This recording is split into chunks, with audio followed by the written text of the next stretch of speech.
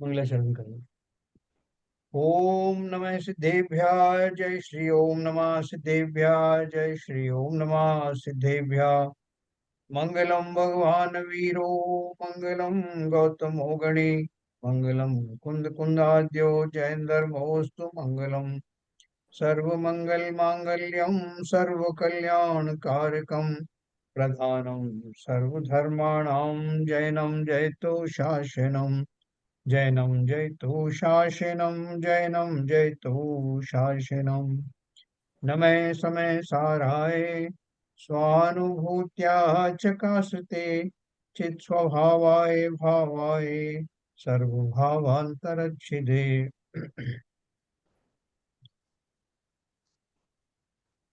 आचार्य कुंद कुंद द्वारा रचित समय सार ग्रंथ का सर्व विशुद्ध ज्ञानाधिकार हम लोग पढ़ रहे हैं।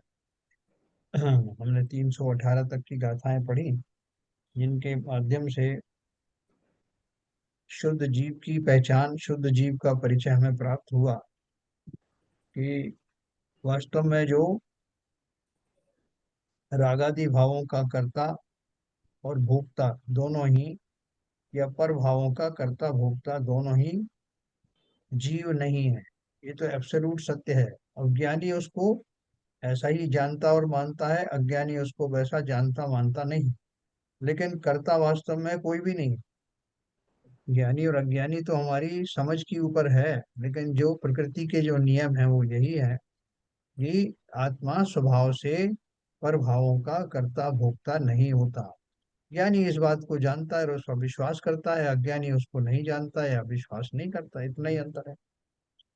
तो वो गाथाओं को अपन पढ़ते हैं कि इसमें भोक्ता का अर्थ क्या है, कर्ता का अर्थ क्या है, और कैसे कर्ता नहीं है, ये अपन अपनी आज पढ़ेंगे।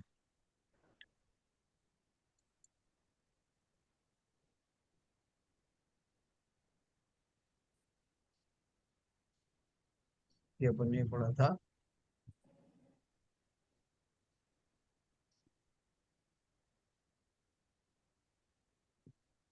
इस प्रकार इन गाथाओं में यही कहा गया है कि जिस प्रकार सर्प ना तो स्वयं ही विष को छोड़ता है और ना मीठा दूध पिलाने पर ही छोड़ता है, उसी प्रकार अज्ञानी ना तो स्वयं मिथ्यात्व रागादि रूप कर्म प्रकृति के स्वभाव को छोड़ता है और ना शास्त्रों का अध्ययन करने के उपरांत ही छोड़ता है ना। उसकी तो वही परिणति बनी है, ये तो बनी हुई है। कितने ही शास्त्र पढ़ा लो, कुछ भी कर लो, उसका चिंतन वही है। तात्पर्य यह है कि मिथ्या दृष्टि जीवों को शास्त्राध्ययन से भी कोई विशेष लाभ नहीं होता, क्योंकि उनके भाव शुद्ध ज्ञान का अभाव है। इस कारण वे कर्म फल के भोक्ता हैं, किंतु आत्मानुभव रूप भाव शुद्ध ज्ञान के सद्भाव के कारण ज्ञानी जन कर्म फल के मात्र ज्ञाता ही हैं, कर्ता भोक्ता नहीं है। है ना। देखो, उन्होंने अपनी पर प्रश्न उठाया था हरभजन साहब ने कि ये तीन तरह की जो चेतना होती है ना, कौन कौन सी चेतना? कर्म चेतना, कर्म फल चेतना और ज्ञान चेतना। तो कर्म चेतना में तो जो जो जीव होते हैं, जो खाली जैसे एक इंद्रिय आदि जीव हैं, उनको इतनी सोच भी नहीं है कि ये कर्म क्यों आए हैं, इनको कैसे इनसे बचा जा सकता है, इन्हें वो सब भी नहीं आता। उनका मूवमेंट भी कुछ नहीं होता, और खाली जो कर्मों की स्थिति है उनके हिसाब से जो भी वेदन होता है उनको भोगते रहते हैं। उनके मन में कोई उनसे भागने वगैरह का भी ना तो उपाय आता है, ना उनकी ऐसी काबिलियत होती है। और उससे ऊपर के जो जीव हैं उनमें वो उनके कर्मों के फल जो उनको दिखाई देते हैं, उनसे बचने के तरह के तरीके निकालते हैं, भागते हैं, दौड़ते हैं, कोई दूसरे पूजन पाठ आदि के द्वारा उनसे उनका निवारण करना चाहते हैं। तरह तरह के उपाय भी करते हैं, लेकिन वो सब उपाय भी खोटे होते हैं। और ज्ञान चेतना वाले जीव वो हैं जो इन दोनों से ऊपर होकर के, जो अपने कर्ता कर्म भाव से रहित होते हैं, और वास्तविक स्थिति प्रकृति में जो है, जीव क्या करता है, क्या कर सकता है, क्या नहीं कर सकता, जिनको इसका भली भांति ज्ञान होता है, वे ज्ञानी है। सर, बोलिए। ये एक थोड़ा छोटा प्रश्न था। हाँ। इसमें जैसा लिखा है, मिथ्या दृष्टि जीवों को शास्त्र ज्ञान से कोई विशेष लाभ नहीं होता, हाँ। क्योंकि उनके भाव शुद्ध ज्ञान का अभाव है। तो हाँ। ये भाव शुद्ध ज्ञान का अभाव कैसे कम होगा? इसके पुरुषार्थ ये से हाँ, ये जो अभावित जीव है उनके लिए बोला है। नहीं देखो, ये तो बात तो पुरुषार्थ की है, लेकिन अभी आप देखो इसमें बहुत सारी निमित्त निमित्तिक चीजें होती हैं।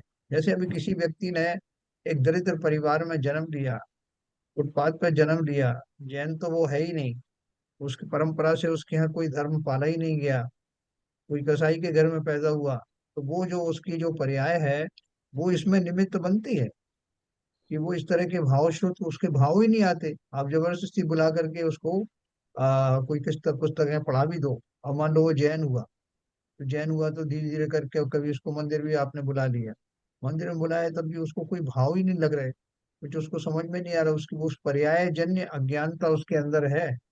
दो तरह के जीव हो सकते हैं, एक तो बिल्कुल ही मूर्ख हो, निपट मूर्ख, उनके समझ में ही नहीं आएगा शास्त्र पढ़ाओ या मत पढ़ाओ। एक तो वो कैटेगरी हो गई कि अपन कोई भी उनको समझाना ही नहीं चाहेगा, उनकी वो देख करके सामर्थ्य।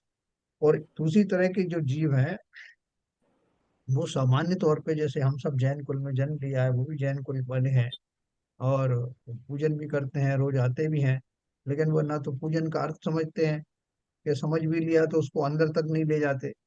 और वो जैसे केवल रवि किरणों वाली पूजन है, तो उसके शब्द जो है कठिन है। बहुत सारे लोगों ने उनके शब्दों को ही नहीं जाना, उसका अर्थ ही नहीं जाना, या किसी ने अर्थ जान भी लिया तो उसका भावार्थ नहीं जाना। तो ऐसे जो भावार्थ नहीं जानने वाले लोग हैं, वो आप उनसे कहो भाई साहब इनका अर्थ भी समझा करो ना थोड़ा सा, उससे कुछ अपने पास टाइम नहीं है, अपन दो तीन पूजा करने के लिए आते हैं यहाँ, उसमें आप ये अर्थ और बताने लगोगे तो किसको फुर्सत। तो उनकी क्या मान्यता है कि मात्र पूजा के शब्द पढ़ लेने से या शास्त्रों के शब्द पढ़ लेने से हमारे कर्तव्य की इतिश्री हो जाती है। तो वो ना तो कोशिश करते हैं, ना उसमें कुछ वो सार समझते हैं। ऐसी कई कई कैटेगरी हैं उसमें, कुछ समझना नहीं चाहते, किन किन्हीं को समझ में नहीं आता, किन्हीं के पास इतने गृहस्थी की झंझटें लगी रहती हैं कि वो उसमें अवकाश निकाल के अपना कंसंट्रेट नहीं कर पाते। तो जो भी कारण रहा हो, यानी सभी कारणों के कारण उनके भाव शास्त्रों आदि में दिए गए उन शब्दों के ऊपर में उस तरह से नहीं केंद्रित होते जैसे ज्ञानियों के। नहीं तो इसको अभव्य और भवजियों की दोनों की कैटेगरी में डिफाइन कर सकते हैं क्या? हाँ दोनों में होता है, बिल्कुल दोनों दोनों में होता है। अभव्यों का तो निश्चित ही है कि वो बाकी सब कुछ तो होगा उनको। देखो, नौवें ग्रेवियर तक जाने वाले जो भाव हैं, वो भी साधारण भाव नहीं होते। जी। तो उसमें जैसे कि मुझे मुनि के योग्य जो आचार विचार हैं वो सब उनका पालन करते हैं, वो जानते हैं, उनसे पूछो आप व्रत क्या है, समिति क्या है, गुप्ती क्या है, वो सब जानते हैं। तो मगर उनको शाब्दिक रूप से जानते हैं, उनका अर्थ भी जानते हैं, लेकिन उनका जो भाव रूप जो कन्वर्शन है, जिसके फलस्वरूप सम्यक दर्शन होता है, ऐसा उनके भाव भाषण होता नहीं। तो आप अभव्यों को तो उस कैटेगरी से निकाल दें, लेकिन जो मिथ्या दृष्टि सामान्य मिथ्या दृष्टि हैं, उनके चांसेस हैं कि वो कभी किसी के समझाने से, उनके निमित्त मिलने से, संसार की दशाओं को देखने से, समस्त की घटनाओं को देखने से, निरखने से, वो उन्हें जिज्ञासा होती है कि संसार में ऐसा कैसे चलता है। कोई जो है वो अच्छे कार्य करता है तब भी वो दुखी रहता है, कोई जो बुरे कार्य करता है तब भी सुखी रहता है, कभी जो है वो एक्चुअल में जो अच्छे कार्य करने वाले अच्छा तो सुखी रहता है। ये इस तरह की भ्रांतियां क्यों रहती हैं? तो जब तक व्यक्ति ऐसा मजबूर ना हो जाए चिंतन करने के लिए, तब तक भी वो शास्त्रों का अध्ययन करता नहीं। तो ऐसी बहुत सारी कैटेगरी मिलेंगी आपको जिनके कारण से जीव अनेक दशाओं में रहता हुआ, शास्त्रों को पढ़ता हुआ दिखाई देता हुआ भी, मुनि आदि बनने के बावजूद भी शास्त्रों के उस मर्म को समझ नहीं पाता। तो वो जो उसकी जो दशा है, वही भाव शुद्ध ज्ञान का अभाव कहलाता। जब तक वो है तब तक वो अज्ञानी है। अज्ञान का अर्थ ये है। तो इस कारण वे कर्म फल के भोक्ता हैं। जो कर्म चल रहा है सिद्धांत, भाई साहब क्या करें, हमने मालूम किया है कि कर्मों का ऐसा सिद्धांत होता है, उन्हें पूरा पता है, आठ प्रकृति कर्मों की जो है आठ मुख्य प्रकृतियां होती हैं, आठ कर्मों की इतनी प्रकृतियां होती हैं। और आघातिया कर्म किसे कहते हैं, आघातिया किसे, आप उनसे पूछ लो, वो एक एक चीज आपको डिटेल में बता देंगे। तो बोले आपसे बोला जाए कि भाई साहब आप जो है वो क्या करने वाले हो जीवन में, करना क्या है साहब, आप जीव जो कर्म किए उन्हें भोग रहे हैं। तो ये शास्त्र वगैरह पढ़ा, उनसे जो होना होगा तो हो जाएगा साहब, नहीं होना तो नहीं होगा, अपन तो मस्त है। तो वो जो उनका भाव भाषण है वो यथा योग्य नहीं होता। कर्म के फल को भोगते हुए उससे कैसे निवृत्त हो सकते हैं, क्या मान्यता पूर्वक हो सकते हैं, ये सब उनके चिंतन में आता नहीं। इसलिए उन्होंने आगे लिखा ना, इस कारण वे कर्म फल के भोक्ता हैं, किंतु आत्मानुभव रूप भाव श्रुत ज्ञान के सद्भाव के कारण ज्ञानी जन कर्म फल के मात्र ज्ञाता ही हैं, कर्ता भोक्ता नहीं। नहीं, ज्ञानी जानता है कि जो कुछ भी हो रहा है, घटित हो रहा है, पूर्व कर्म के फल के हिसाब से हो रहा होगा, लेकिन मैं उससे जुड़ा कहाँ हूँ? मैं उसका भोक्ता नहीं हूँ। भोक्ता इन द सेंस कि मुझे उसका कोई वेदन नहीं हो रहा है, या उससे मैं दुखी सुखी नहीं हूँ, या उनमें मैं रस नहीं ले रहा हूँ। इसलिए ये निश्चित बात है कि इस पर्याय में अवश्य ही उन कर्मों के उदय के फलस्वरूप ऐसे प्रसंग उठ रहे हैं, लेकिन मैं ना तो उसका करता हूँ। कैसे? शुद्ध स्वरूप में आत्मा का स्वभाव ही नहीं इस तरह के खोटे भाव करने का, या उनको भोगने का, कर्मों के उदय को भोगने का। जो सोचते हैं भोग रहे हैं वो दुखी होते रहते हैं, और जो लोग नहीं सोचते, भोगते भोक्तापन नहीं आता, वो सिर पे सिगड़ी भी जल जाए तब भी उसका भोक्ता बनते नहीं। इस तरह से ठीक है, क्लियर हुआ आपको? जी सर। हाँ। अब इसी भाव का पोषक कलश काव्य लिखते हैं, जिसका पद्यानुवाद इस प्रकार है। देखो, ये खाली झूठी सोच नहीं है। मतलब इसको आप सोच लो, अरे साहब ऐसा सोच लिया होगा उन्होंने तो इसलिए ज्ञानी हो गए, तो ऊपर ये हम ऊपर। भी ऐसा सोच, हाँ, हम भी ऐसा सोच लेंगे तो ज्ञानी हो जाएंगे, ऐसा नहीं। वो वास्तव में ही वो उनका जो श्रुत ज्ञान है, उनकी जो परिणति है उसी प्रकार की होती है, वो बिल्कुल स्पष्ट हो जाते हैं कि हाँ ऐसा ही है। आगे आएगा, आगे की गाथा में कि अगर आप करता होगे तो हमेशा ही करता रहोगे ना, हमेशा भोगता रहोगे, फिर इस कर्ता भोक्ता पने से कब निकलोगे? जीव का स्वभाव ही कर्ता भोक्तापना मान लिया, तो वो जो सिद्ध शिला पर विराजमान जो आत्माएं हैं, वो भी कर्ता भोक्ता बनी रहेंगी। फिर कैसे सिद्धत हुआ उनको, कैसे मुक्ति हुई? क्योंकि जीव का स्वभाव ही आपने मान लिया, हर दशा में वैसा रहेगा। अब इसी भाव का पोषक कलश काव्य कहते हैं। 198 नंबर का। ज्ञानी करोति नाना वेदयते च कर्म, जानाति केवलमयं किल तत्स्वभावम्, जानन् परं करण वेदन योरभावात् शुद्ध स्वभाव नियत सही मुक्त एव। निश्चल शुद्ध स्वभाव, अपन पढ़ा था ये। निश्चल शुद्ध स्वभाव ज्ञानी करे न भोग वे, जाने कर्म स्वभाव इस कारण वह मुक्त है। ज्ञानी जीव कर्म को ना तो करता ही है और ना भोगता ही। इस प्रकार करने और भोगने के अभाव के कारण तथा मात्र जानने के कारण शुद्ध स्वभाव में निश्चल रहता हुआ वह ज्ञानी वस्तुतः मुक्त ही है। देखो, इसकी बात समझना अच्छे से। ये क्या बोल रहे हैं? ज्ञानी जीव कर्म को ना तो करता ही है और ना भोगता ही है। तो क्या अज्ञानी करता है? करता तो वो भी नहीं, लेकिन ज्ञानी जीव को इस बात का पक्का पता रहता है कि मेरा स्वभाव ऐसा है ही नहीं कि मैं किसी बाह्य द्रव्य का कार्य करूं, रागादि भाव का सृजन करूं, या जो अष्ट कर्म की प्रकृतियां का अष्ट कर्म की जो प्रकृतियां हैं, वो मेरे द्वारा संपादित होती हैं। ये खाली व्यवहार से कहा जाता है। ज्ञानी को भली प्रकार पता है, और वो इस बात को जानता भी है। जो जानता है और जानता है कि वो जानता है, वो ज्ञानी भाई साहब, है। अज्ञानी तो न करते हुए भी कर्ता बनता है।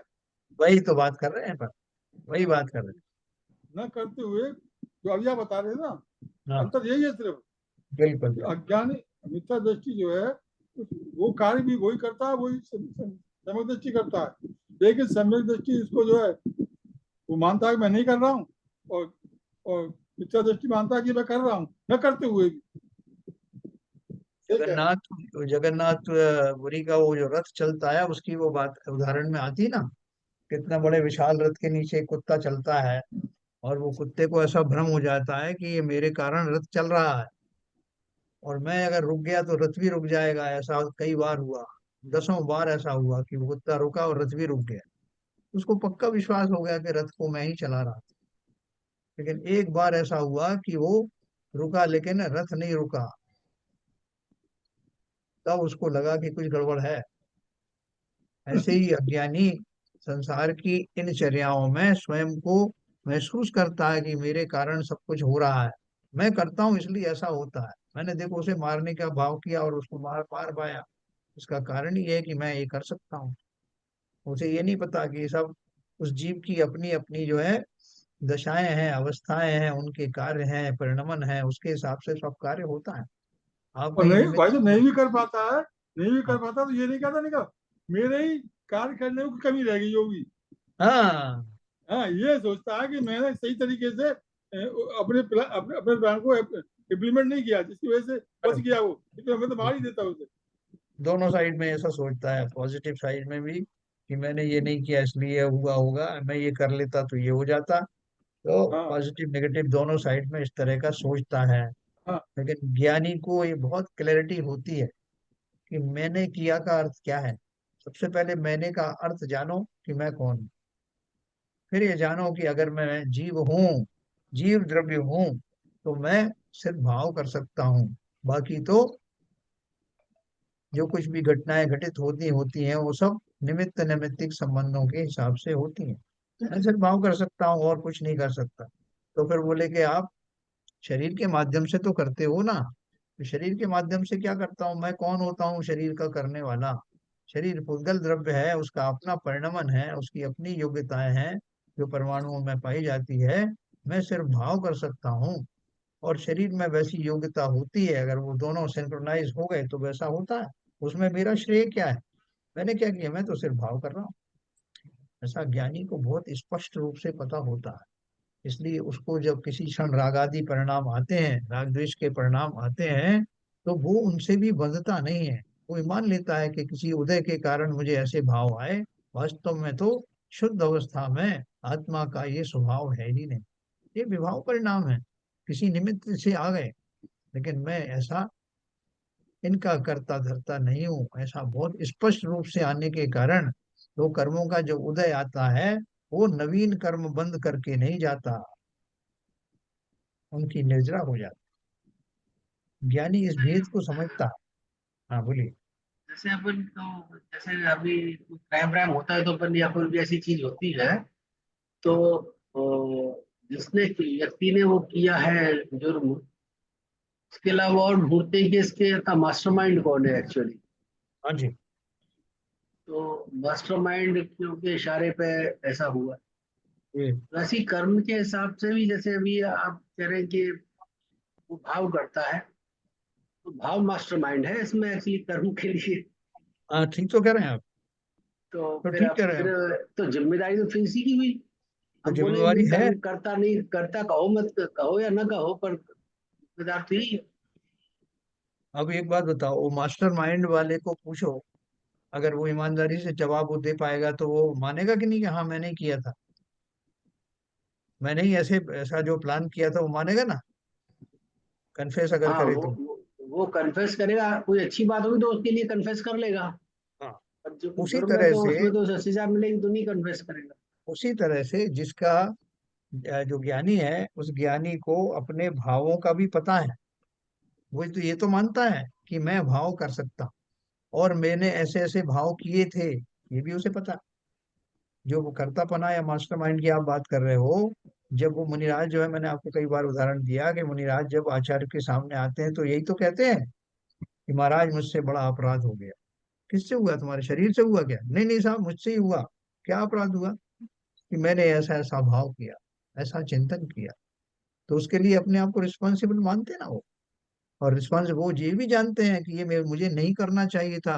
अर्थात शुद्ध अवस्था में मेरे ऐसा चिंतन होता नहीं। अवश्य इस समय मेरे विभाव परिणाम चल रहे हैं जिसमें ऐसा सब हुआ है, और मैं उसके लिए खेद खिन्न हूँ, मैं उनका पश्चाताप करता हूँ, प्रायश्चित करता हूँ। सिंपल बात। तो भावों का भी वो शुद्ध अवस्था से जब तोलते हैं तो तभी तो प्रायश्चित करने की बात आती है कि मेरी शुद्ध अवस्था में तो ऐसा होना नहीं था, लेकिन अवश्य कुछ मेरे परिणामों में कमी रह गई, इसलिए मेरे ऐसे भाव हुए। उसकी वो स्वीकारोक्ति करता है और अपने शुद्ध भाव के से कंपेयर करता है कि मेरे शुद्ध भाव के मुकाबले में इन क्षणों में किए गए मेरे भाव कैसे खोटे थे। ठीक है सर। वो कन्फेस जी करता है, ज्ञानी तो छुपाता थोड़ी है। ज्ञानी मानता है और ये भी जानता है कि ये अशुद्ध अवस्था में, विभाव अवस्था में जो कुछ भी उससे अपराध हुए हैं, वो अपराध भी वास्तव में शुद्ध स्वभाव के कारण नहीं हुए, बल्कि कर्मों के उदय के कारण उस मुझे इस तरह के भाव हुए, मैं उसमें निमित्त बना। वास्तव में तो शुद्ध स्वभाव में ऐसा करने की योग्यता नहीं। यही कन्फेस करना है, इसी को बोल रहे हैं ज्ञानी जीव कर्म को तो न करता ही है न भोगता ही है।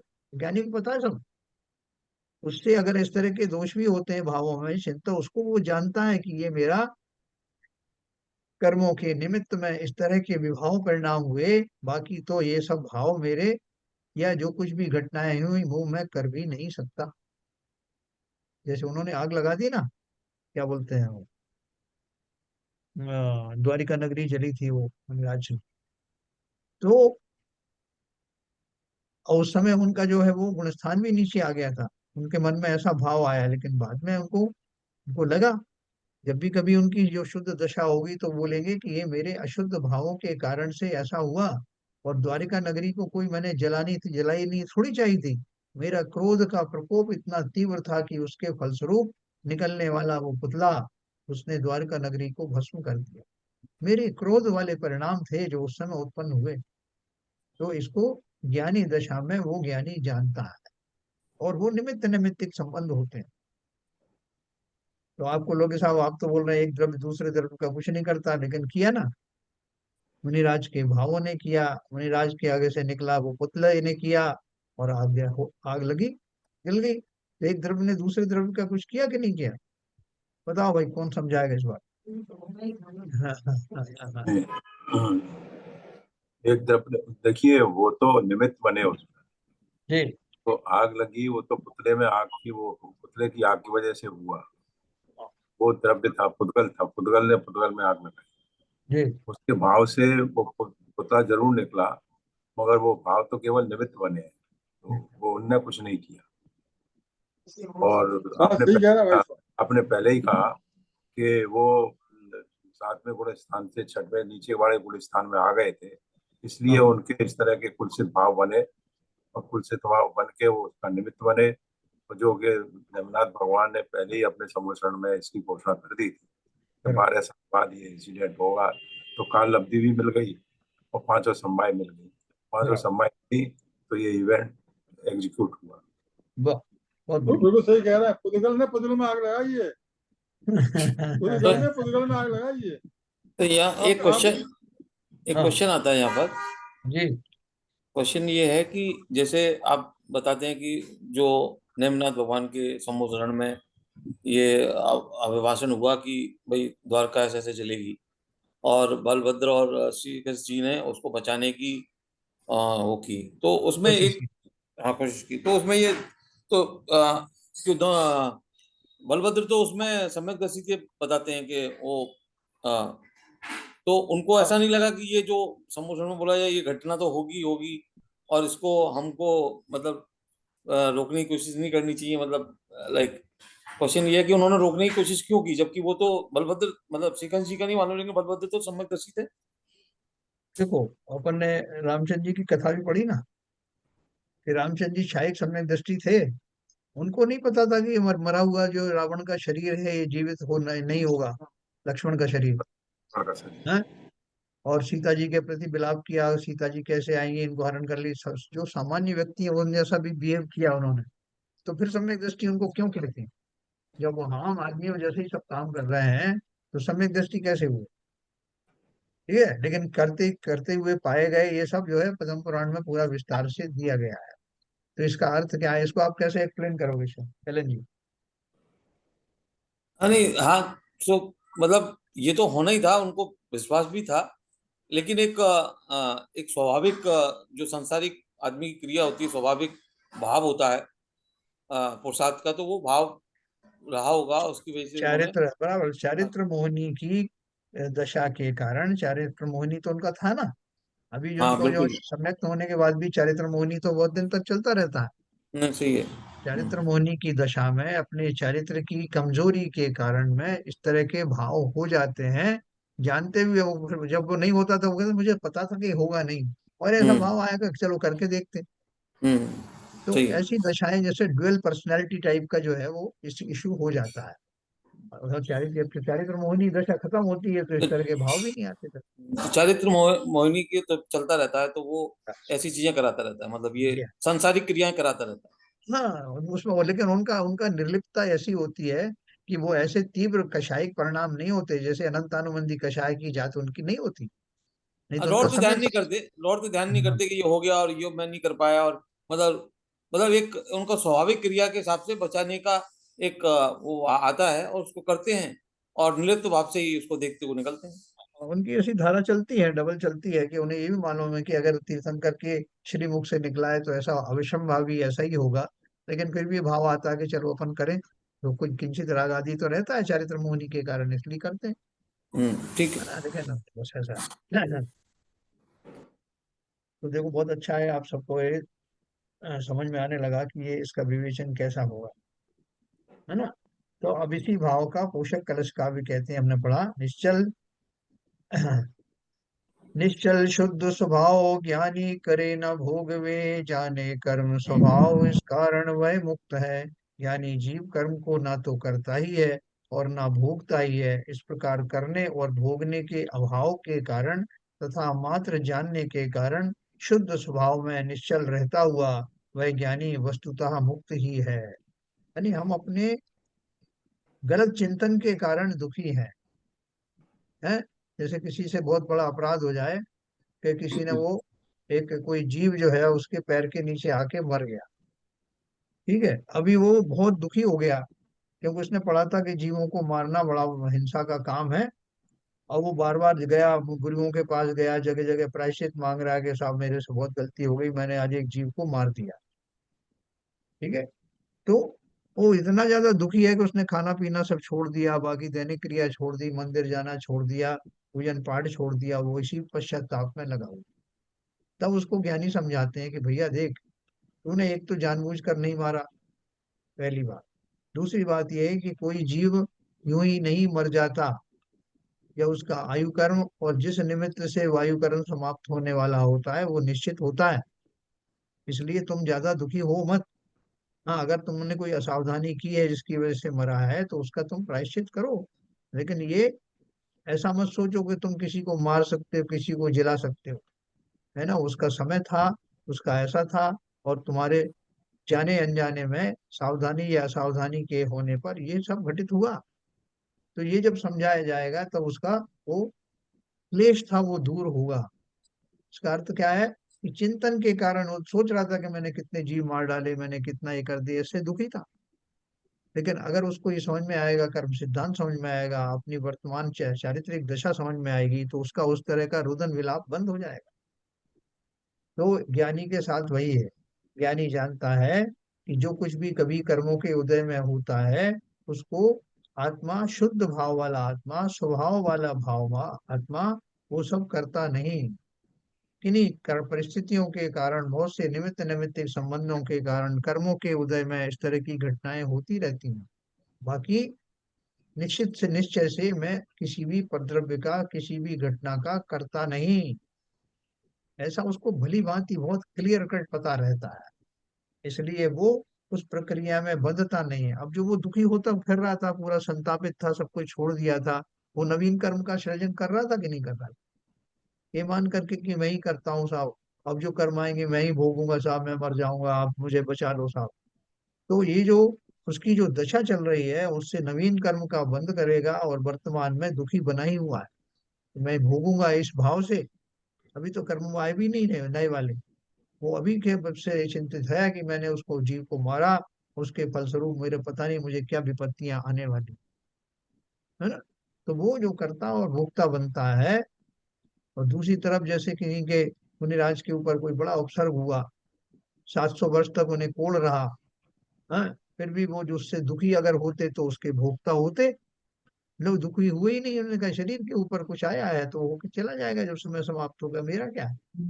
तो वो उसके भोक्ता भी नहीं। तो ये जो शब्द है कर्ता भोक्ता, ये थियोरिटिकल नहीं, इनकी वास्तविक स्थिति है। इससे हमारे चित्त पर बड़ा असर पड़ता है, हमारे चिंतन पर असर पड़ता है, और हमारे भावी कर्मों के बंद होने पर या ना होने पर असर पड़ता है। इस प्रकार करने और भोगने के अभाव के कारण तथा मात्र जानने के कारण शुद्ध स्वभाव में निश्चल रहता हुआ वह ज्ञानी वस्तुतः मुक्त ही है। ऐसा आप कैसे मुक्त हो गए? आपको तो कोढ़ है। आप कैसे मुक्त हो गए? आपको तो सिगड़ी जल रही है। आप कैसे मुक्त हो गए? आपके कानों में जो गर्म कुंडल लगा दिए गए हैं। तो ये दशाएं मेरी मुक्ति को रोक सकती हैं क्या? क्योंकि मेरा चिंतन तो स्वा की ओर है, जिसे कोई जला नहीं सकता, जिसे कोई रोग युक्त नहीं कर सकता। मैं उन दशाओं का स्वामी हूँ, शुद्ध हूँ। कैसा नोबल मैं द्रव्य हूँ जिसका कोई बिगाड़ कर नहीं सकता। ऐसा ज्ञानियों को टंकोत्कीर्ण विश्वास होता है। इस कारण वो कर्मों के चक्कर में फंसते ही नहीं। इस प्रकार इस कलश में यही कहा गया है कि ज्ञानी कर्म चेतना और कर्म फल चेतना से रहित होने के कारण कर्मों का कर्ता और उनके फल का भोगता नहीं। मैंने किए थे कर्म, भैया मैं कर रहा हूँ कर्म, मैं ही उन्हें भोग रहा हूँ कर्म। ये सब अशुद्ध अवस्था में हुए होने वाली भूलें हैं, जिनके कारण इस तरह की दशाएं आई। कर्मों की संतति अनेक काल से सदा आदि अनादि काल से चल रही है, और अगर सुधरा नहीं तो अनंत काल तक भी चलती रही। इसलिए अपने जीव के शुद्ध स्वरूप को पहचानो, और मैं किस शुद्ध स्वभाव का मालिक हूँ, मेरा जो है वो स्वरूप क्या है। मैं अगर जीव द्रव्य हूँ तो जीव द्रव्य का स्वभाव क्या है। मैं तो ज्ञानी हूँ, और ज्ञानी को पूर्व अज्ञान दशा में बंधे हुए कर्मों के उदय में कुछ प्रसंग अवश्य देखने को मिल सकते हैं, लेकिन वास्तव में तो वो उन दशाओं में भी उसने कर्म किए नहीं, करता नहीं। उस तरह का निमित्त जरूर बने, सर, है ना? तो, हाँ बोलिए। एक प्रश्न और उठा है। हाँ जो कर्म चेतना वाले जब जीव होते हैं, जी। वो तो केवल कर्म को भोगते हैं। हाँ तो उनका जो संसार का साइकिल कैसे चलता है, तो दोबारा बंद कैसे होता है? नहीं, देखो ऐसा है कि जब वो दुखी रहते हैं तो दुखी रहने का जो भाव है, वो दुखी रहने के भाव से अर्थ ध्यान वगैरह होते हैं। अच्छा, अर्थान की वजह से क्या हाँ, कहते अर्थ हैं? ध्यान की वजह से उनकी निरंतरता चलती रहती है। एक तो ये तो हुई एक बात। दूसरा क्या है कि हर एक जीव के साथ में एक पूरा, जैसे आपका चिप है ना, कोई चिप है तो उस चिप में जब आप डालोगे तो सबसे पहले एक स्क्रीन आएगा, स्क्रीन के बाद दूसरा स्क्रीन आएगा, उसकी एक सीक्वेंस में वो चिप बनाई जाती है। और उसमें पूरी जो है, ये कोई आपका सीडी है, पेन ड्राइव है, उसमें एक के बाद एक क्या क्या आने वाला है वो सब पहले से निश्चित होता है, और वो उस चिप की विशेषताएं हैं। उसी तरह से हर एक जीव के साथ में उसकी अनंत दशाएं जो है पहले से फेड रहती हैं, फीड की हुई रहती हैं। ये एक इंद्रिय बना है, फिर उसके बाद में ये उसके जो भाव हैं उस पर उसका निमित्त पा करके दूसरी कौन सी पर्याय मिलने वाली है, फिर उसके बाद कौन सी मिलने वाली है, ये सब पूरी सेट होता है। और उसके हिसाब से ही उस तरह के उसका चिंतन चलता है, और चिंतन के आगे जो है वो आगे की दशाएं बनती रहती नहीं, वो हैं। अब आप चिंतन बोलोगे। चिंतन हाँ, तो अब कर्म चेतना वाला जीव है, उसके चलेगा ही नहीं, तो उसके है ही नहीं चेतना। उस समय नहीं चल रहा, उस पर्याय में नहीं चल रहा, लेकिन पर्यायों से भरा हुआ है ना ये। पहले मैं से जैसे पूर्व संस्कारों की वजह मैंने इसलिए आपको उदाहरण वो दिया चिपका कि कितनी पर्यायों की मैं एक इंद्रिय आदि रहने के बाद मैं दो इंद्रिय बनूंगा। अब वो कैसे बनेगा वो प्रक्रिया साथ में बताऊंगा। फिर कितनी पर्याय के बाद मैं दो इंद्रिय से तीन इंद्रिय बनूंगा। जब मुझे क्या निमित्त मिलेंगे वो भी निश्चित है। तो आप बोलोगे जब सब कुछ निश्चित है तो मेरा काम क्या रहा? हैं? तो वो जो सब निश्चित है उसमें पुरुषार्थ भी निश्चित है, कि मैं क्या पुरुषार्थ करूंगा और क्या निमित्त मिलेंगे। इसलिए वो पांचों समवायों का ही खेल है। कोई सोचे फिर मैं पुरुषार्थ क्यों करूं, ये ऐसा सोचना भी पुरुषार्थ के अंतर्गत आता है। जैसे से आपने बहुत देख लिया। पुरुषार्थ भी एक एलिमेंट है ना पांच समवाय का। हाँ, पर अगर उसमें वो ऐसा सोचेगा पुरुषार्थ मैं क्यों करूं, तो हाँ, वो भाव इसलिए बन रहे हैं कि वो इस तरह की घटना होनी है, इस तरह के बंध बन रहे हैं। वही तो पुरुषार्थ बनेगा, वही नेगेटिव पुरुषार्थ जो है उसका कारण वही बनेगा। नेगेटिव कारण बनेगा। है ना? मारीच को बोला गया कि तुम 24 में तीर्थंकर बनोगे, तो उसने क्या किया? उसने ऐसे ही काम किए जिससे कि वो 24वां ही बना। उसमें उलझाना। हाँ 12 बहुत साल सही कह बाद रहे हैं। हाँ बहुत सही कह रहे हैं, तो काम ही ऐसे किए। काफी अरे ऐसे की। सद्बुद्धि आ जाती तो पहले बन सकता था। बहुत सही, वेरी गुड। द्वारिका नगरी 12 साल बाद जलेगी सुन करके कितने लोग जो है ऐसे वहां से भाग खड़े हुए। वो मुनिराज भी वहां से रवाना हो गए। शराबबंदी कर दी गई। वो पात्र उठा करके जंगल में फेंक दिए गए जिनमें शराब बनती थी। और कालांतर में जब वो ठीक 12 साल का समय आया तो मुनिराज गणना भूल करके वापस आ गए कि वो 12 साल तो कब के हो गए, जबकि हुए नहीं थे। और जो पात्र फेंके गए थे उनमें ही बरसात का पानी बनने से और वो शराब बननी थी और वहीं उनको पिकनिक के लिए आना था। तो सब कुछ घटना तो वैसी ही हुई। वो सब खुद ही कार्यकारी हुए उन घटनाओं में। अगर वो पात्र वहां नहीं फेंके जाते तो वहां वो जंगल में शराब उन्हें मिलती कहाँ से। इसलिए घटना के कारण वही पुरुषार्थ उन्हीं कारणों का निमित्त बन जाता है।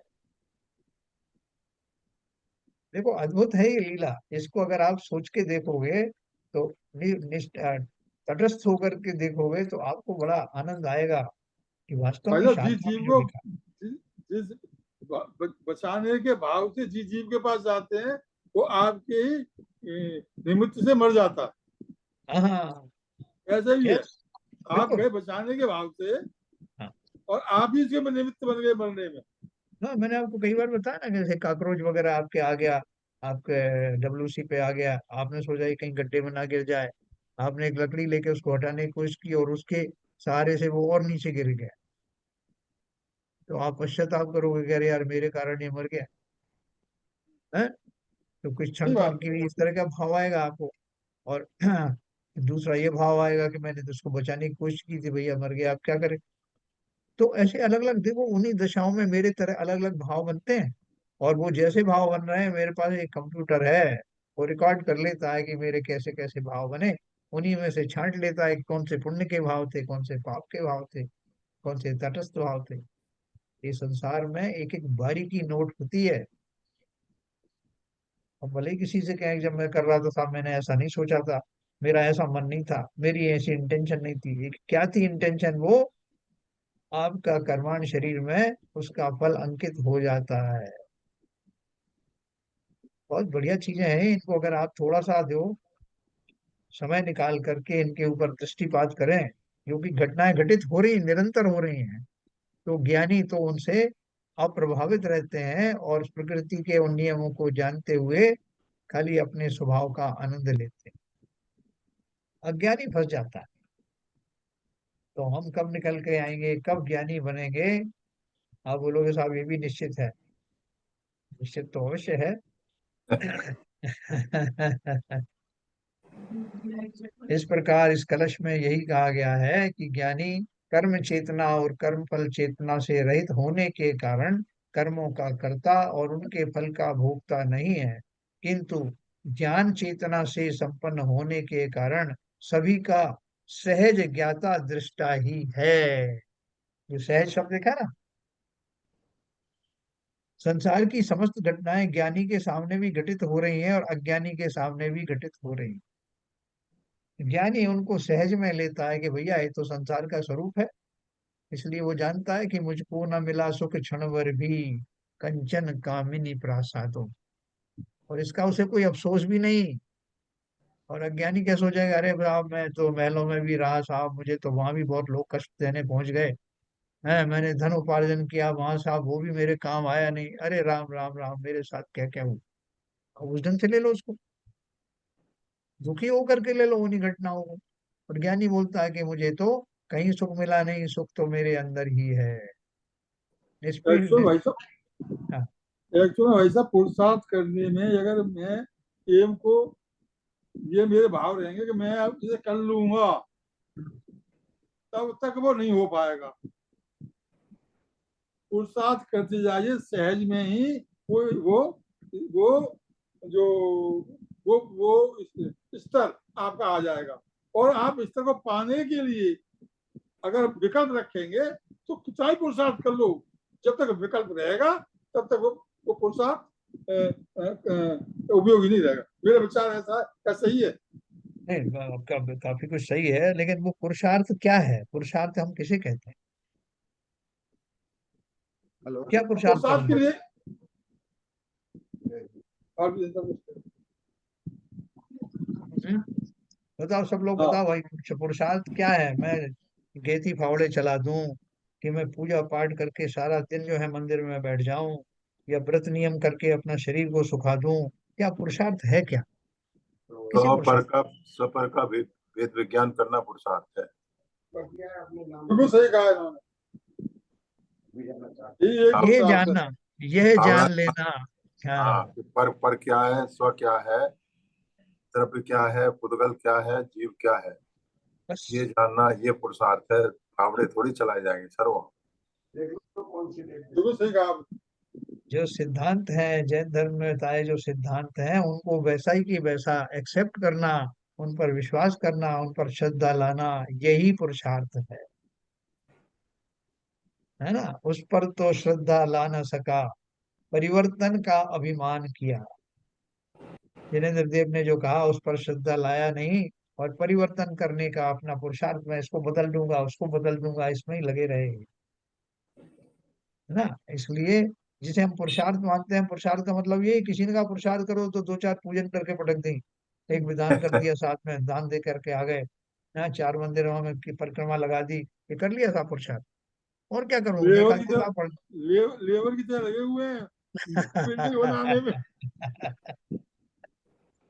ये है पुरुषार्थ की परिभाषा हमारी है। बहुत सारे लोगों से पूछो आप, जो मंदिर जाने वाले हैं, तो वो आपसे कहेंगे, भाई साहब, कुछ करे बिना होता नहीं है, कुछ करो, पुरुषार्थ तो करो।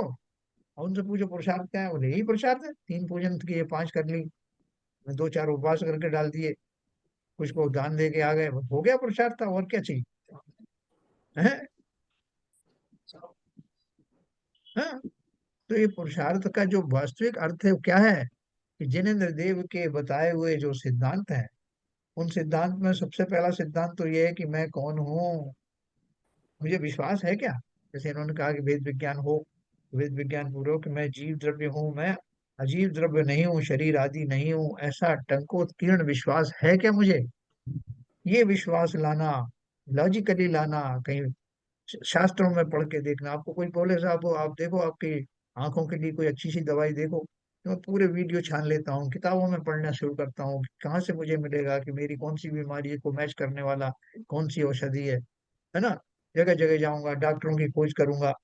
ठीक उसी प्रकार से, अगर मेरे मन में किसी तरह की शंका है, तो शंका को दूर करने के लिए मैं शास्त्रों का श्रवण करता हूँ, शास्त्रों को पढ़ता हूँ कि मैं कौन हूँ, और उसमें जो बताई जो लॉजिक्स हैं, उनके बल पर ये अपने आप को ये विश्वास दिलाता हूँ कि मैं जीव द्रव्य हूँ, मैं ज्ञानादि गुणों से परिपूर्ण हूँ। ये है पुरुषार्थ।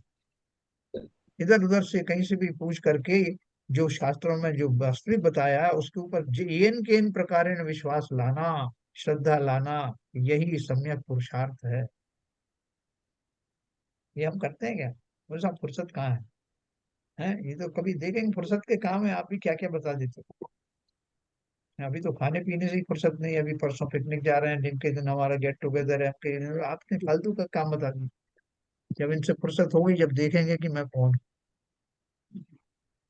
है? तो इसलिए उन्होंने कहा ज्ञान चेतना से संपन्न होने के कारण सभी का सहज ज्ञाता दृष्टा ही है। ये ज्ञानी का स्वभाव है। जब तक मेरा ये स्वभाव नहीं है, तब तक मैं अज्ञानी ही हूँ। जो बात विगत कलश में कही गई है, अब उसी बात को 319 320 गाथाओं में कहते हैं। क्या कहते हैं?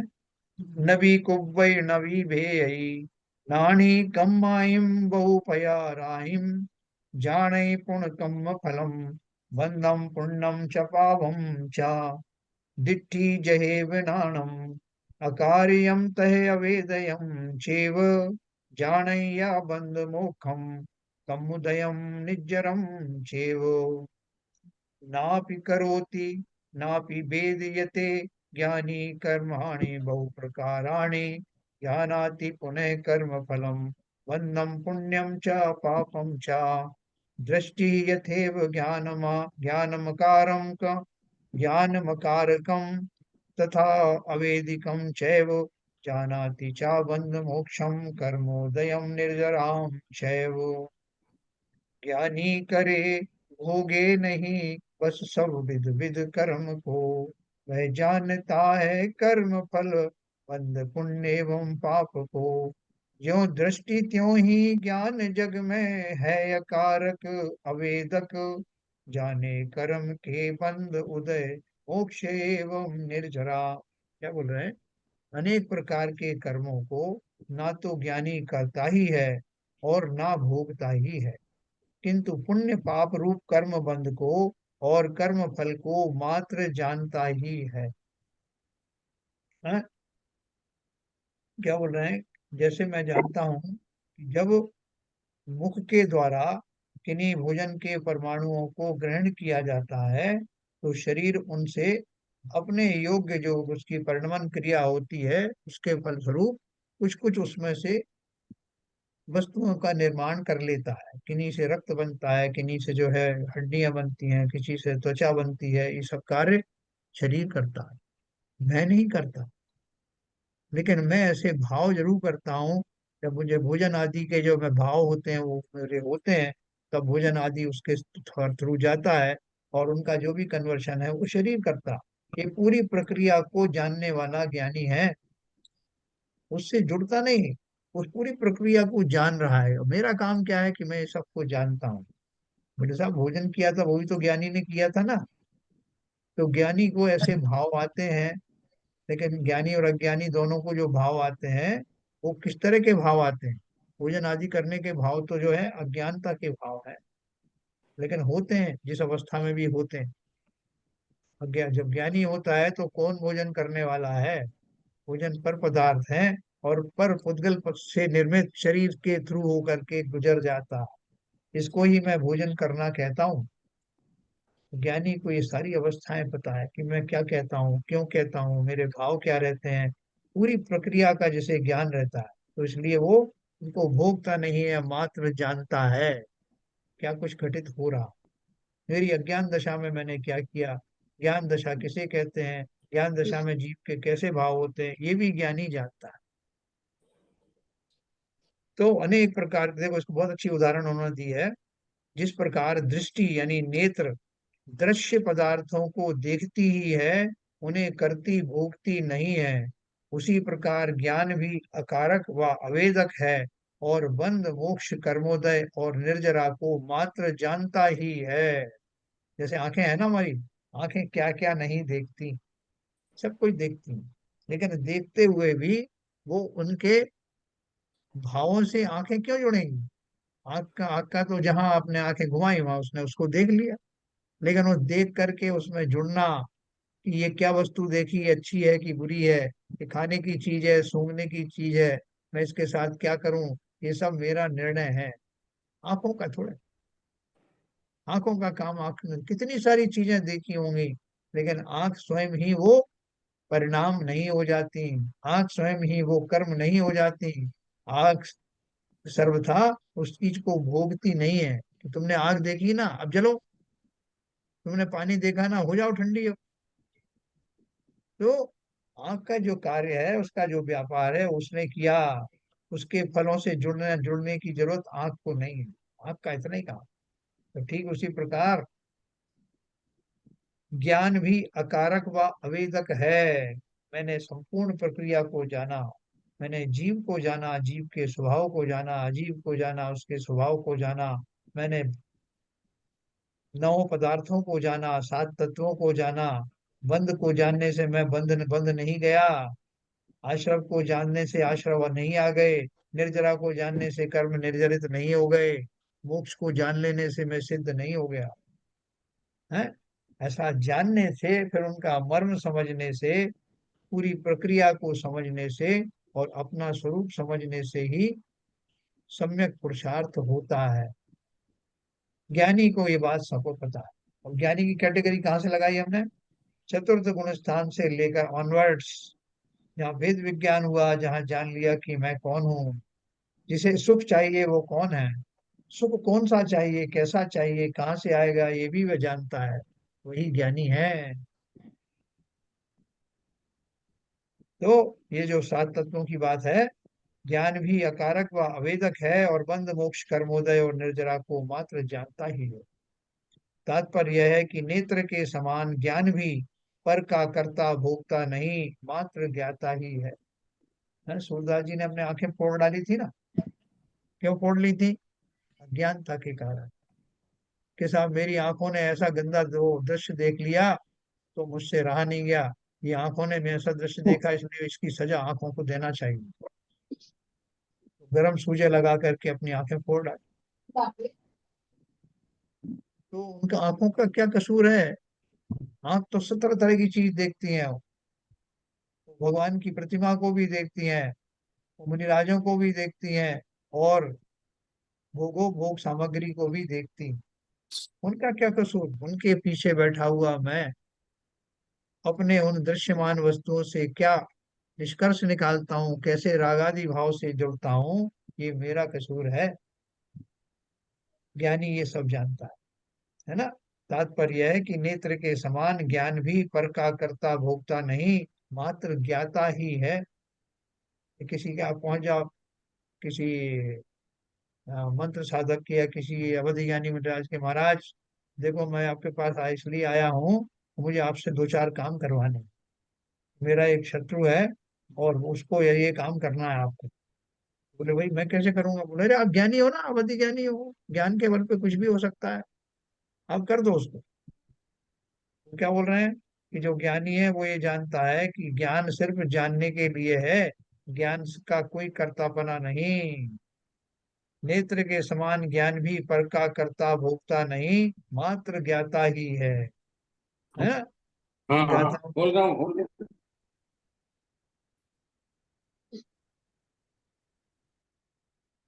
इन गाथाओं का अर्थ आत्मख्याति में इस प्रकार स्पष्ट किया गया है। ज्ञानी कर्म चेतना से रहित होने से स्वयं अकर्ता, और कर्म फल चेतना से रहित होने से स्वयं अभोक्ता है। इसलिए वह ना तो कर्मों को करता ही है और ना भोगता ही है। किंतु ज्ञान चेतनामय होने से शुभ या अशुभ कर्म बंध को और शुभ या अशुभ कर्म फल को मात्र जानता ही है ना। ज्ञान चेतनामय होने से शुभ या अशुभ कर्म बंध को और शुभ या अशुभ कर्म फल को मात्र जानता ही है। देखो जब मैंने आपको बताया कि पूरी रेंज है हमारे ज्ञानियों की, चतुर्थ गुण स्थान से लेकर के और आगे तक की। अब चतुर्थ गुण स्थान वर्ती जैसे हमारे रामचंद्र जी वगैरह की अपन बात कर रहे थे, तो ज्ञानी तो वो है, भेद विज्ञान तो उनको भी हुआ है, लेकिन अभी चारित्रिक दशा उतनी निर्मल हुई नहीं है। लेकिन फिर भी सम्यक दर्शन के कारण वो ये सब जानते हैं कि मैं जो कुछ कर रहा हूँ या मेरे द्वारा जो कुछ हो रहा है वो सब अशुद्ध दशाएं हैं। लेकिन अभी आदत से मजबूर हैं, अभी चारित्रिक दुर्बलताएं चल रही हैं, लेकिन जान तो रहा है कि ये सब जो है जो कृत्य हो रहे हैं गलत हो रहे हैं, मेरा इस तरह का ये कार्य करना ठीक नहीं है। लेकिन मेरी अभी इस भूमिका में इस तरह के भाव हो रहे हैं, स्त्री को स्त्री मानना, पुत्रों को पुत्र मानना, ज्ञानी भी कर रहा है ना, लेकिन किस रूप में कर रहा है उसमें थोड़ा सा फर्क है। तो इसलिए वो बोल रहे हैं कि वो ज्ञानी हर दशा में अपनी वर्तमान दशा को भी और अपनी पूर्ण ज्ञान की दशा में मैं कैसा दिखूंगा कैसा करूंगा ये भी जानता है। ज्ञानी कर्म चेतना से रहित होने से स्वयं अकर्ता और कर्म फल चेतना से रहित होने से स्वयं अभोक्ता है। इसलिए वह ना तो कर्मों को करता ही है ना भोगता ही है, किंतु ज्ञान चेतनामय होने से शुभ या अशुभ कर्म बंध को और शुभ या अशुभ कर्म फल को मात्र जानता ही है। भरत चक्रवर्ती ने ऐसा ही किया है ना। सर यहाँ पे शुभ और अशुभ का शुभ शुभ और अशुभ कर्म बंध को कैसे डिफरेंशिएट करेंगे? मतलब शुभ कर्म बंध कौन से होते हैं और अशुभ कर्म बंध कौन से होते हैं? हाँ, देखो कर्मों की शुभ प्रकृतियां होती है ना, जैसे उत्तम कुल को प्राप्त होना, उत्तम गोत्र मिलना, उत्तम आयु मिलना, ये नामकर्म की जो प्रकृति है ना, या वेदनी में साता वेदनी असता वेदनी। तो जो शुभ प्रकृतियां हैं वो शुभ कर्म शुभ फल है, जो अशुभ है वो अशुभ फल है। नरक गति का बंध होना, तिर्यंच गति का बंध होना, या शरीर का कुबड़ा होना दुबला होना, हीन संगनन का मिलना, ये सारी जो उसमें अशुभ प्रकृतियां 100 प्रकार की 100 प्रकृतियां पाप प्रकृति होती है ना, नामकरण की, नामकरण की और सब मिला करके। तो और साता वेदनीय कर्म हाँ, फल बोलता है, उसी में आते हैं। साता साता में से एक है। फिर जैसे बाकी के जो अपने जो 97 प्रकृतियां उसकी होती है ना नामकरण की, उनमें से शुभ और अशुभ मानी जाती है कि आपका सुडोल शरीर है, बेडोल शरीर है, उत्तम संघनन प्राप्त है कि खोटे संघनन प्राप्त है, नरक आयु बनी है कि आपको तिरंज आयु बनी है, या मनुष्य गति मिली है, या देवगति में देवायु बनी है। ये सारे उसके शुभ और अशुभ लक्षण होते हैं, ठीक है ना। आप जैसे वैसे प्रैक्टिकली आप देखते हो कि आप धन आदि से संपन्न है या दरिद्री हैं, या आपका चिंतन बहुत खराब है, या आपने से छोटी पर्यायों में जन्म लिया है, कहीं मांसाहारी जीव क्या उत्पन्न हुए हो। ये सारे जो है शुभ और अशुभ के फल है, ये तो अपन जानते ही हैं। क्या लेकिन कंफ्यूजन सर क्या है? ज्ञानी की, नहीं, ज्ञानी की प्रोस्पेक्टिव से तो सारे कर्म बंध अशुभ ही हैं, ज्ञानी के प्रोस्पेक्टिव से। इसलिए थोड़ा कंफ्यूजन इसलिए हो रहा है कि बोलिए। मतलब ज्ञानी के लिए तो कोई भी कर्म बंध संसार बढ़ाने का कारण है, तो उसमें शुभ और अशुभ की कैटेगरी हाँ, ज्ञानी के प्रोस्पेक्टिव से कहना सही है क्या? नहीं नहीं, देखो शुभ और अशुभ जो है, जो जिस जिस तरह से शुभ और अशुभ की परिभाषा दी हुई है, कि शुभ किसे कहते हैं कि जिन प्रकृतियों के होने को संसार अच्छा कहता है, जैसे अच्छे कुल में जन्म होना, अच्छी आयु का बंध होना, शरीर का जो है निरोग होना, धन आदि की प्राप्ति होना, इन सब शुभ मानते हैं। कि जैसा मेरा मन होता है उस तरह के भोजन आदि मिलना, ये सब शुभ माने जाते हैं। तो वो सारी शुभ प्रकृतियों का बंध जिस समय ये ज्ञानी सोच रहा है, मैंने आपको एक रेंज बताई ज्ञानी की, चतुर्थ गुण स्थान से लेकर के और 12वें गुण स्थान तक के जो जीव हैं, जो अभी पूर्ण ज्ञानी नहीं हुए हैं, उनकी रेंज में ये अपेक्षाकृत जो चारित्रिक दुर्बलताएं होती हैं, उनके कारण उनके शुभ अशुभ के बंध भी होते हैं। तो बंध होते हैं, लेकिन वो उसको जानता है। अज्ञानी उन बंधों में फंस फंस जाता है कि भैया मुझे तो यही करना है। भला आदमी ने जो है शांति धारा की थी, अभिषेक किया था, एक हफ्ते तक किया था, तो उसकी काया निरोग हो गई थी और उसको इतना धन की प्राप्ति हुई। ये सब लेकिन व्यवहार की ज्ञानी दृष्टि है ना सर। ज्ञानी ऐसा नहीं सोचेगा। ज्ञानी क्या सोचेगा कि भैया ना केवल उसकी उसकी बात करो, मैंने भी जो पूजन पाठ आदि किए थे और मेरे भी शुभ का बंध हुआ था, और शुभ बंध के कारण इस तरह का पुण्य बंध होता है और उनसे चीजें आती हैं, ये भी वो जानता है। लेकिन उसको जानता भर है, उनसे जुड़ता नहीं है, उनमें बहुत हर्षित नहीं होता कि वाह मैंने ऐसा किया तो मुझे ये फायदा हो गया, क्योंकि वो सब संसारी जैसी जाति की सोच नहीं रही उसकी। लेकिन अज्ञानी सोचेगा कि मैंने ऐसा किया था तो मुझे इतने धन की प्राप्ति हुई थी, ये सब वो मजा आ गया, आपकी बार ये और करूंगा। ज्ञानी को भी ऐसी प्राप्ति हो जाती है, लेकिन वो उससे जुड़ता नहीं है। अरे मैं तो अपना सहज चिंतन कर रहा था, अपना या अध्ययन आदि कर रहा था, उसके कारण कुछ बंदी होंगी शुभ प्रकृतियां, उनसे ये सब हुआ होगा, ऐसा चिंतन होता है, निरपेक्ष भाव से। एक मेरा भी एक सवाल है। जी। जैसे जो मंदिर होते हैं या कलशारोहण होता है, तो ये पद दिए जाते हैं, सो धर्मेंद्र, इंद्राणी, कुबेर, हाँ, या जो कुछ भी रहते हैं, जितने ये पद है, हाँ, तो ये कैसे पुण्य का कारण बनते हैं? और मतलब अभी तो पुरुषार्थ की बात चल रही है कि सौ को ही जानना, तो ये हमारे सौ को कहाँ लाते हैं? और जैसे आज चर्चा यहाँ पे कलशारोहण है, तो चर्चाएं हैं कि बड़े पंच कल्याणक में चाहे 100 धर्म बन जाओ, या छोटे में 1 लाख में बन रहे हैं, ये बहुत बड़ा पद है। तो हाँ। ये कितना वास्तव में धर्म है?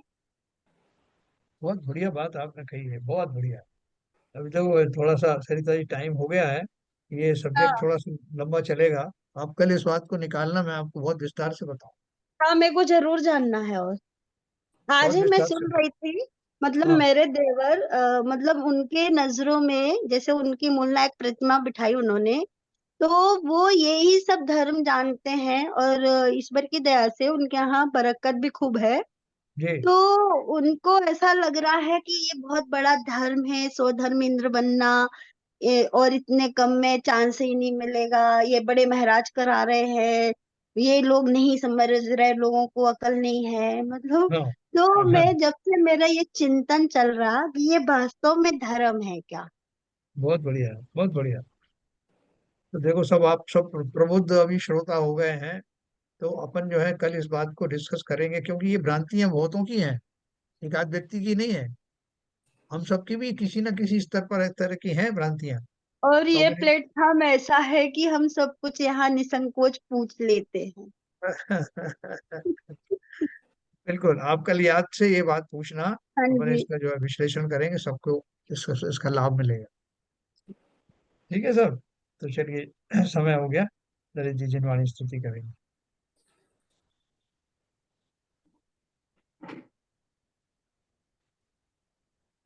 प्रकाश विटु ज्ञान के प्रकाश को अपर भास विटु भानु सिंह भाणी है।